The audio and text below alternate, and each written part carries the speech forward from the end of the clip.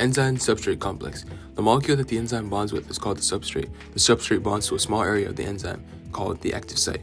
When they are bonded, the result is the enzyme-substrate complex. Imagine the key fitting into a lock. The enzyme is a lock and the substrate is a key. When the right key fits into the lock, the door opens. Competitive inhibition. In competitive inhibition, an inhibitor bonds to the enzyme, preventing the substrate from reacting to the active site.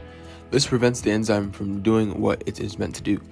Imagine two people are racing to grab a parking spot. If someone else parks there first, the person who wanted the spot has to go somewhere else, blocking the enzyme's active site so the substrate can't bind. Non-competitive inhibition. In non-competitive inhibition, the inhibitor bonds away from the active site in the enzyme, which changes the enzyme's overall shape.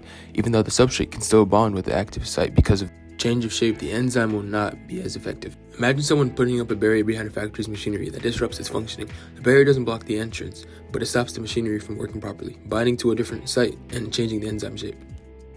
Allosteric regulation. Allosteric regulation is the regulation of a protein by binding an effector molecule at the site other than the protein's active site to which the effector binds is termed to the allosteric site. A remote control that can turn a device on or off. The enzyme is like that device, and the remote is the allosteric site. When the button on the remote is pressed, it changes the state of the device, either activating or deactivating it. When the button on the remote is pressed, it changes the state of the device, either activating or deactivating it.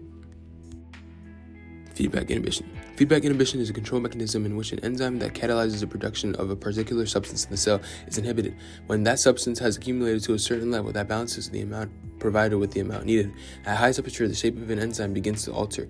This prevents the enzyme from doing its job, therefore the enzyme has been denatured. Imagine a thermostat controlling a heating system. When the room gets warm enough, the thermostat senses the temperature and turns off the heater, preventing further heat. The product regulates the process. The denaturing of an enzyme factors things such as pH level or perhaps extreme heat, which causes the enzyme to alter and lose its chemical as well as physical properties, thus dismantling the active site in the process. Consequently, the substrate cannot get in.